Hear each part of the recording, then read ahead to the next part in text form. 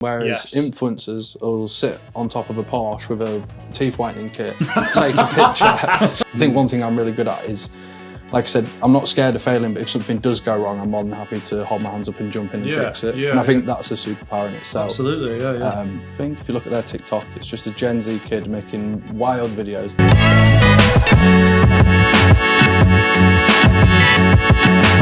Sir, hello. Hi. So I wanted your job that you're in at the moment is it's like the cutting edge of social media ads. We'll give it that. Yeah. And it's a very kind of almost like a different take of what like maybe social ads were predominantly been over the years, but it's also a really effective and highly performing way. So I think why now do ads not look like ads on social, and why does that kind of work well? I think for me, there's two folds to this question, right? Yeah. First one is, we'll start at the beginning. So obviously, I think internet usage has been heightened massively in the first fold by the C word. We'll go COVID. So before COVID, that's C word. That's C word. Yeah. So before COVID, right, there was obviously mobile usage, but it's been heightened. So for example, my nan, Jack's nan, Sandra, get her in here straight away.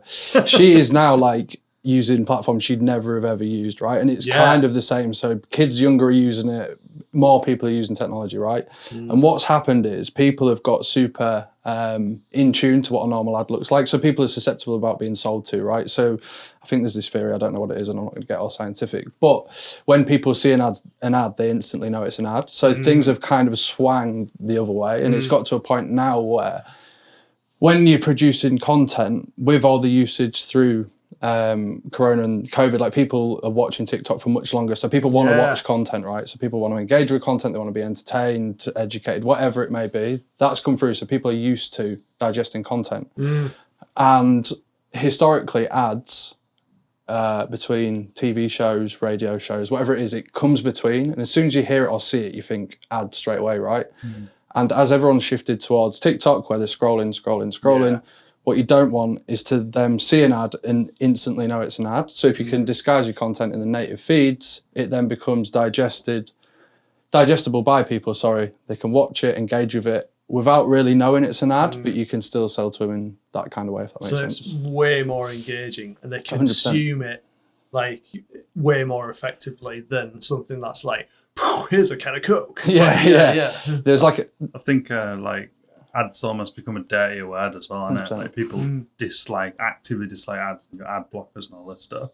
So then to create content that's kind of engaging in its own slightly, obviously ads are never fully as engaging as like an actual organic post, but to try and create something that at least has a conversation or at least gets people interested and then also shows the product in a sense. What TikTok, YouTube Shorts, Instagram Reels has unlocked is brands can now have personality. So if you look at BOSE, I think, if you look at their TikTok, it's just a Gen Z kid making wild videos that if you had looked at it before the pandemic or before TikTok usage blowing up, you'd have thought, what is going on? Like the audio company? BOSE. Yeah. So it's ran wild, so overlay some screenshots here. But it's just super native. So they've gone, historically, like ads would run through brand team, so many teams to get sign off. There's so many bits of sign off that it just looks like an ad. Whereas now, if you've got a phone and you can record and you can use CapCut or the TikTok editor, you can get your content across and get it watched and digested rather than full film suite. Let's rent out a road and film a commercial. So the cost to market is almost way less as well. 100%. And you can do way more of it and be more reactive with it rather than having, to some degree, to build an ad, which takes time. It takes weeks to come up with creative, you plan it, especially if it's a video or whatever. You got, storyboard it, shoot it, etc. It's edit it. Whereas now you just pick up your phone, do some quick edits. People seem like interested. I think because we're so obviously what we do is so early on as well. In 2 years' time, we'll be having a different conversation, right? The narrative will change, but because we've been kind of first through the door, it's such a new platform where there's no real rule book. So historically, you'll have an old white man sat in a room who's been doing something for 50 years, and it's got to be this, it's got to be this, it's got to be this. Whereas kids and younger people have just come and ripped the rule book up and gone, we're going to produce content like this, we're going to use this, we're going to set these trends, and it's super, super viral. So it's all about speed and being able to jump on stuff fast. And if you've got 40 layers of sign off, you just can't react to it. Whereas you can run a 6-second ad that's someone dancing or just acting or doing whatever it is, associate your brand to it, and there you've got a piece of content that can perform both organically and performance-led across paid as well. So it's just like there's no rules, and there will be rules soon, and everyone will do the similar stuff. But it's like, because of the algorithm as well, it's potluck as well, right? If you're just doing organic content, but something can go super viral, and then if it goes viral, 50, 60, thousands of people copy it, and then it's even more viral, and then you've got a trend, and there's just no rules. So that's what I'd say. The more native something looks, the better. You're kind of conning people into engaging with you, right, and watching your content. Yeah.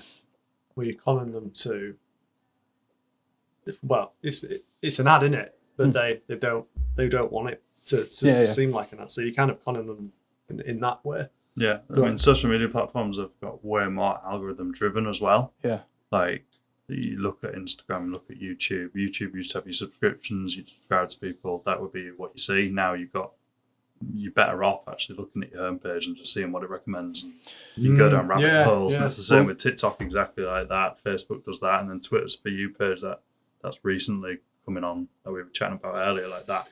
That is basically doing that. So that, because Twitter ads have been an absolute shower of shit, to be honest, before now. So now that's going to, the long game with that is clearly to start dropping things in a bit more. And I think that's kind of what I was trying to lean to earlier. So historically, when you've been on social media, you'll like Coca-Cola or you'll like Man United or whatever you like, and you just see that content. So like when an ad pops up that's probably associated to your feed, right, because targeting back then, it's obviously not the same now, but you can still kind of spot. Whereas now, because everything's like based on recommendations, like most of my content on TikTok, I never go on the following page. You just get served your content that you follow anyway.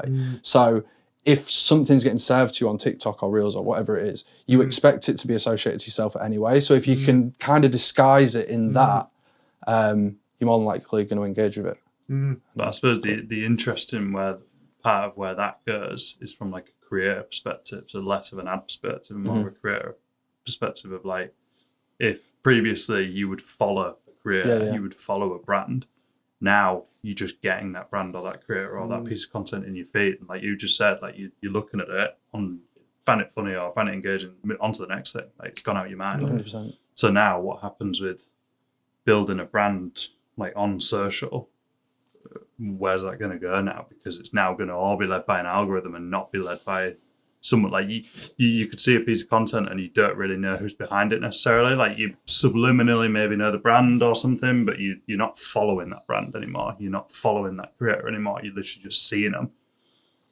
I think the stat might be wrong, but it's something like this. I think 100 of the most followed people on TikTok, 95 people, or 95% of people are people. There's 5 brands that are in the top 5. And it's because people have just become so numb to everyone knows if Coca-Cola are telling you something, they're trying to sell you something, right? Or they're trying to do something. There's always intentions behind it, whereas people create content because they like creating content. If they can cram a brand into it and disguise it, it's why influencers exist. Right? I just think like from an ad perspective, obviously it makes total sense, but then when you pull it back to like creators or whatever, there was an interesting discussion with Mr. Beast's manager and how when they went to, what's that big creator fest or something in America, there's like a big event and you get all creators come in and they have panels and discussions and they speak to all the fans and stuff.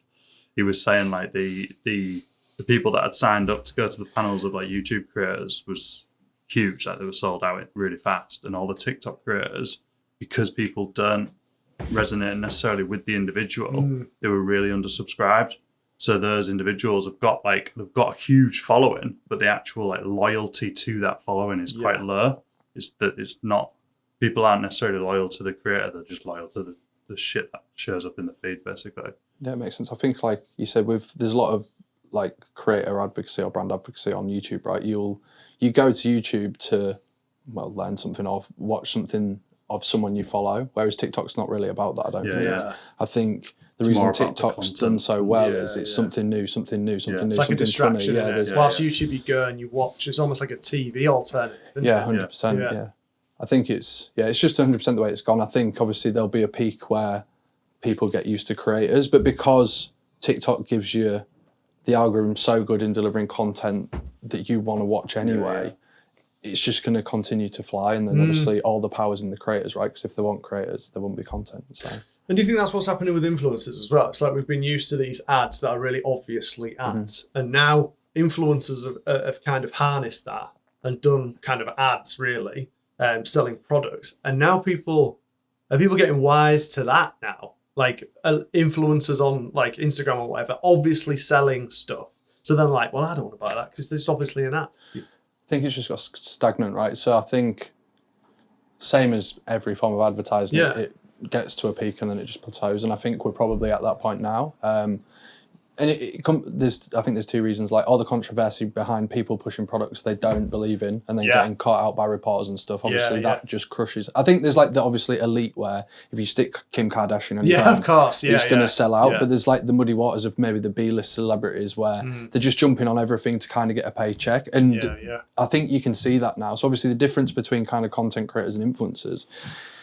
Content creators are genuinely producing stuff around what they enjoy because obviously then the content's better. They can have to tell a story. And it's all about entertaining, keeping people engaged, watching, whereas influencers will sit on top of a Porsche with a teeth whitening kit, take a picture and job's done, right? We've got that in front of a million people. And if that's the goal, fair enough. But I think content creators more about building that relationship, and it's not just nurturing old fans, it's that because of the algorithm, every single video you create, has got to be educational or funny or what. It's got to grab people because it might be the first time they've seen it. So it's like completely changed the game. Whereas like Mr. Beast could put something out and get a million people watching or millions of people watching it because of that advocacy. On TikTok, it just doesn't stand because everyone's on the For You. Every video's got to be that gold mine because it might be the first video someone's watched and therefore you get all the clicks through and watching other content.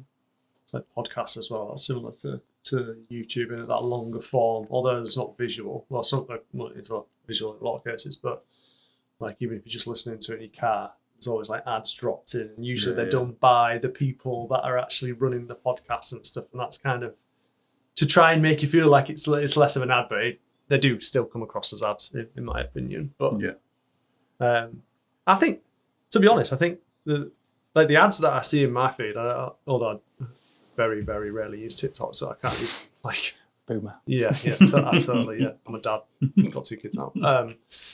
But like Instagram ads that I get, I feel like these are ace. Like every time I get one, I'm like, what's this? This is awesome. Like I think it actually does improve like the relevancy of ads, like all the social media, the targeting of it and stuff. Rather than it just being real blanket, like in comparison to the TV ads, now we're getting like hyper targeted, hyper focused, and it improves the quality of the adverts that you see. I suppose it just kind of blurs the lines of trying to. Yeah, it's just trying to. Trying to.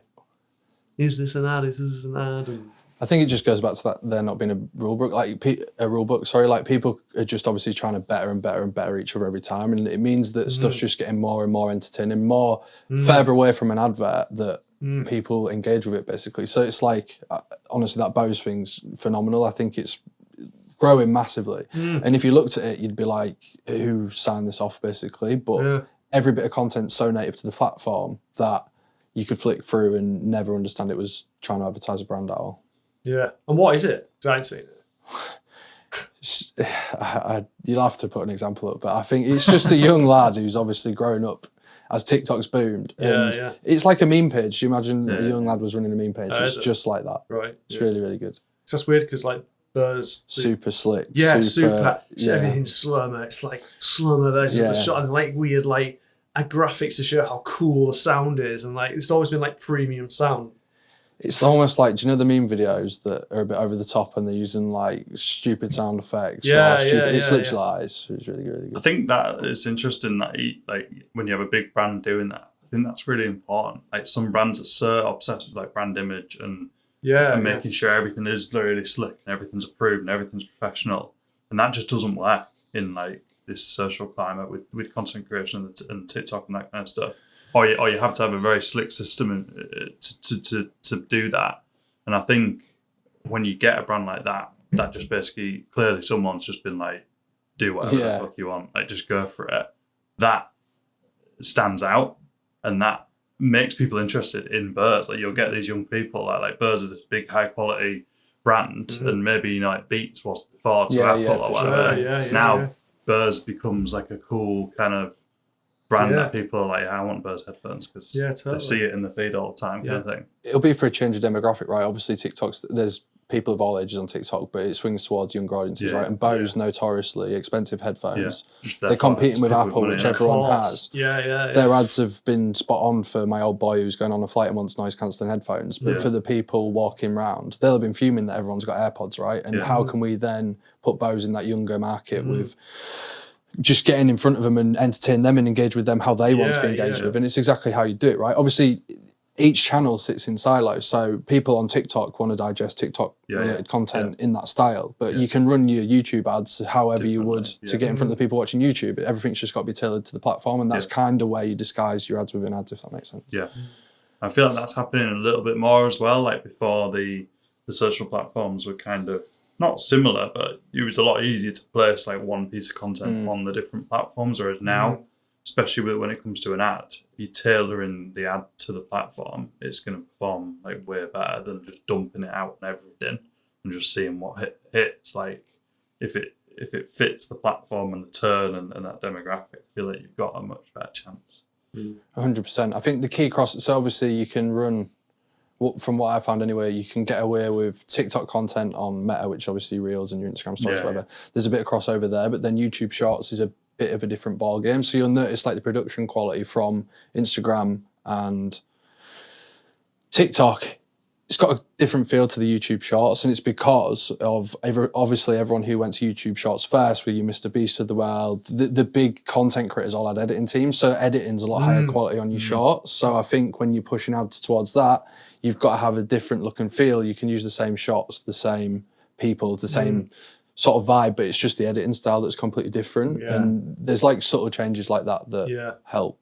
And it's also back to that, like the way that people consume the content on the platform. Like they consume it differently on YouTube than they do on TikTok and Instagram. Absolutely. Although I do feel like Shorts, YouTube Shorts is quite like a untapped market at the moment. I think it's quite primed to grow. When you're thinking of YouTube as like a search engine, I think Google is a search engine, YouTube is equally a search engine. If you want to look how to friggin' fit a window or something in your house, YouTube it, and then you can see a guide, you know exactly how to do it. That's like now turning into this big search engine of how do I do this, or looking something up or whatever. And if you imagine Shorts, like YouTube is that someone's got to film it 15 minutes, stuff like that. Effort. Shorts can have these snappy like bits of content that maybe answer the question you're looking for, but in a video format. Like all of a sudden now you've got this big, huge huge search engine that can have snappy video content that can answer the user's query that they're looking for on Google or on YouTube now. Merging those two together is... I think it works so well, right? Because historically, like when you want information, obviously it depends how you take information into your brain and learn from it, right? But I want to fix my boiler. Notoriously, you'd have to write that, click through 10 blue links on the search engine, scroll and try and find. And like for me personally, when I'm doing that, I just don't have the time. I'd rather YouTube it, TikTok it, click the video with the most likes and the most comments. All right, it's 15 seconds now, I'll do it, done and dusted. And then I can continue to search. Whereas historically, like I said, it's just, there's more energy invested into finding answers than just watching some lady do it on a video. But it is interesting seeing like Mr. Beast, again, going back to him, but he's quite pioneering in some of the stuff, like YouTube Shorts. He's spending millions on doing like a short video that literally lasts like 25, 30 seconds, and he's flying across the fucking country like to a different place, like all just for this 30-second shot. But like to promote his Feastables like chocolate bar, it's like goes up to a randomer in the street. Do you want to go on a plane? You sack off work for the day and I'll pay you like 20 grand or something like that. And he goes to a couple of people, eventually finds someone, literally get on a flight, shows the flight, shows them in the other place, shows them doing what he needs them to do, 20 grand, boom, done. Like it's like 30 seconds. That literally cost millions for that 30 seconds, but it's like it's almost like opposite of what we're talking about. The production value is still quite low, still quite rough, quite snappy and fast, but the actual cost associated with it is huge, which is interesting. I suppose he's like quite a unique example because he's at the top of the tree. So yeah, for sure. I think they all kind of lead the way, and then it all drip feeds down into different places. I think it's YouTube's like in a unique position, right? Because it's just like window shopping. So you're scrolling through your feed, and the majority of creators on there will be doing long form content on the channel. So it's probably wiser to invest in you're hooking people in there than it is on the search or whatever it is, because people are more likely to just be scrolling. Oh, I love this content, I'll go through. So I think that's how that'll change slightly. Yeah. So like, based on what we've just discussed, like, do you think this is the most cutting edge thing that's going on? What do you think's next? Like, what do you guys think's next? Like, over the next couple of years, is there any? You mentioned like YouTube Shorts. Do you think that's an opportunity? Is there any other opportunities that you see in the digital, especially social media ad landscape? I think Twitter's a big landscape that's been, like I said, absolute crap for advertising. Really, is that the way that platform is changing could lead to some opportunities that I don't foresee yet. So yeah, that would be my answer to that one. I suppose it's the new things that you can exploit almost. It's like there's little exploits that no one else has tried before, and if you can get that running before anyone else, it's like that's it. Yeah, I think like for the next few years, this is just going to be the conversation point in it. Obviously, you've got AI, which I won't touch on because it's a bit wild. Yeah. Do you want to talk about ChatGPT? It's above my pay grade. I think creator first is always going to be the new thing. Like, I think obviously everything that I touched on with COVID and stuff, and people being more than willing to invest 2 or 3 hours a day into scrolling, it makes sense that the creator's the big thing. Right? Do you think COVID has just completely accelerated this whole landscape? Like, I feel like it's made such a huge difference in so many different things, including marketing. So it's drawn people more insular onto their phones. Surely it has. I think it's like the perfect storm, right? Obviously, you've got millions of people sat at home, millions of people on furlough, millions of people with mobile phones. TikTok's just launched and scaling. It's super easy to edit, film, and people are on furlough, so they could invest time into actually learning as well, right? So I dread to think how many people have gone from furlough to being full-time content creators. It was just like the perfect storm of getting people in the right place. And I think, like, it's obviously hyper-accelerated a lot, right? But I think it's set up, like I said, just a new rule book, and this will just continue for the next few years, and then we'll be talking about something else. But I think the rule book's still being written, so there's loads of new hacks, tricks, tips, everything's just fresh, so you can try as much as you want, really. So, how long have I known you now? When did I start here? 2013? 10 years. Did you start here at 2013? 2013. No. 2014. I think it was 2014, yeah. 2014. Yeah. 9-10 years. Because we moved in here 2013, back into 2013. And I think you were the first person. 100%, there was an office down there. Yeah. Joined me and Charles in our journey. Charles came in my Matalan shirt and... I don't remember that it was a Matalan shirt. Baby blue. Oh yeah, I do remember that, yeah. Did we have like photos on the first day? Yeah, just like, there you go, here's a photo. But since then, God, how old are you now? 28. Fucking hell. 28, that makes me feel so old. I keep thinking you're like 23. Oh, obviously not. You've aged. I've aged. I've continued with time. Yes. Yeah. Still look the same. Yeah. Still no facial hair. So, like, I feel like you've had from what I judge is a really amazing career. Thank you. And you're in your late 20s now, and you've done really well in a digital market. And it's great. It's amazing to see like people who like I've kind of sat next to and worked with and see them go on to do like really impressive things.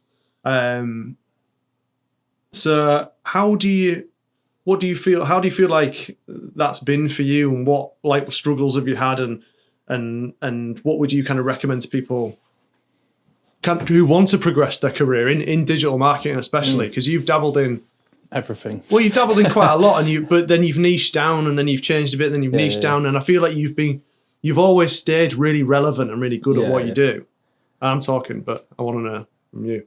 I think me as a person, I'm obsessed with new shit. Yeah, so I always chase the new stuff. I get really bored really easily. So if you stick me in a seat doing the same thing forever, I'll get really, really bored. So I've always, even since I started, so obviously started, even before work, I used to do my little gamer backgrounds, sell them on PayPal to my mum's PayPal account. Sony Vegas. That was it, yeah. So I just fell in love with it then. Obviously, things in our industry change really fast. So it's like the perfect place for me to be, right? But yeah, I just fall in love with new stuff, and I love change, and I love learning new stuff. So it's just a constant chasing game for me, really. So I never like to kind of really sit still. I think what was your question around? Well, it's just your kind of, you have been, in my opinion, you have been really successful. Yeah. So I suppose it's what attributes and what do you think makes success in this industry, in this country anyway, or well, you deal with all the people across the world now, don't you? So I think probably 3 things. Looks probably well up there. Where you decide to put yourself and just your attitude towards everything. So I'll go one by one. I said look firstly, didn't I? You said looks. Oh, I meant so look. I thought you meant as in how attractive you are. Yeah, it's all about looks. No, I was like, fair enough. You're backing yourself. No, it's all just about looks. Chat and looks. Look.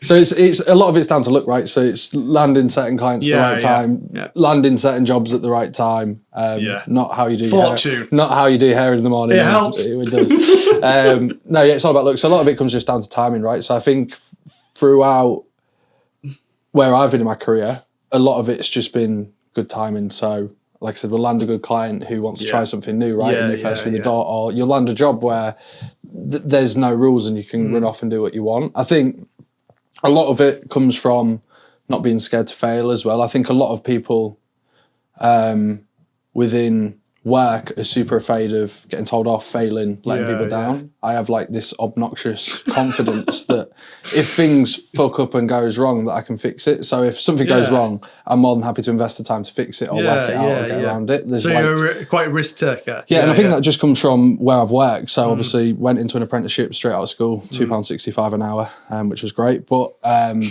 I worked for a startup, me and another lad running the business, and our rule was kind of say yes to everything and we'll work it out after. And that just set me up to not being scared to fail. And then obviously came to work with you guys, again, another experience, different caliber of clients, like a step up, and just working on different things, different vibe. Obviously, you're not just sat in a box room with one other lad trying to make it work. It was a lot more client focused, so you learned that angle. I then went freelance, which was terrible, but great at the same time. So I think it's one skill being good at what you do. So obviously, if you're good at design, you can progress with it. You are really good at creative as well. Like naturally, you can design good looking shit. I'll take that. Yeah. So that's one thing to be good at that, right? But then when you go in freelance and you work for yourself, it's a different ball game, right? I was naive to the fact that just being good at design is enough to win your clients, win your good retainers, win your good relationships. So all the other shit, the sales, the relationships, the networking, the project management, everything else. And that was kind of like chasing money, a jump like, what the off a cliff. Yeah. And I think that's probably the best thing I've ever done. It taught me how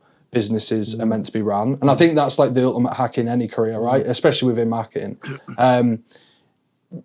Being good at your service or what you do can get you to a certain level, right? You could be head of design or whatever that is. I think above that, all that gap in between is about understanding how businesses are meant to work, understanding how people work, and then making people do the best work possible. So it's just a numbers game, right? If you're in an agency and you're phenomenal at design, let's say you've got enough time to work on 5 clients a week, you can only really impact 5 clients a week. Whereas if you can impact 10 people working on 5 clients a week, you have a much bigger impact across the board. And it's just understanding like what a business needs for you to do and then filling that gap. I think one thing I'm really good at is, like I said, I'm not scared of failing, but if something does go wrong, I'm more than happy to hold my hands up and jump in and fix it. And I think that's a superpower in itself. Absolutely, And what goes on, sorry. I was just going to say, marketing is inherently, no matter what it's been throughout the history, is about taking some degree of risk, because you have to take a risk in order to like penetrate through the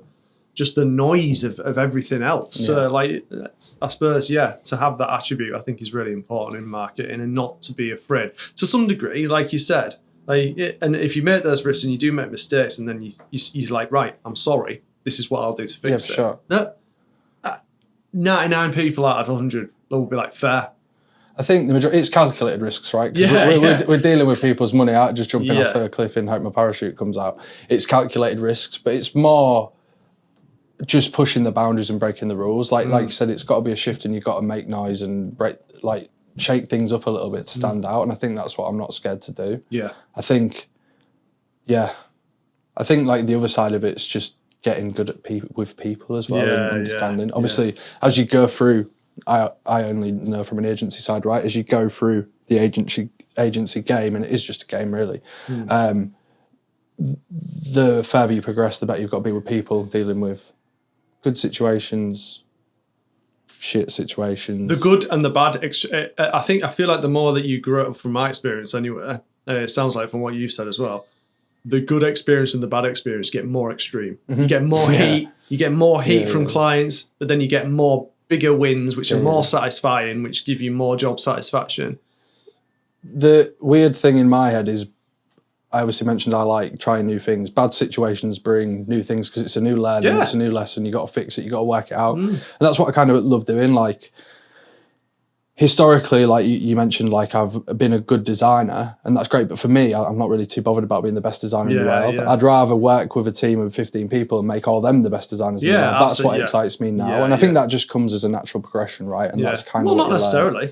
It's a natural progression for you. I think it's not everyone wants that. No, for sure. It's not for everyone. No, I feel like managing people is difficult. And getting the best out of people is difficult as well, I think. And it's a journey, but yeah, that's really interesting. Can't believe you thought I said looks. It's amazing. I absolutely love that. Just that should be what gets you through life. Yeah. Looks. It's fucking great. I genuinely thought you said that. Did anyone else think that? Yeah. Because I was like, you might have to clip that. No way.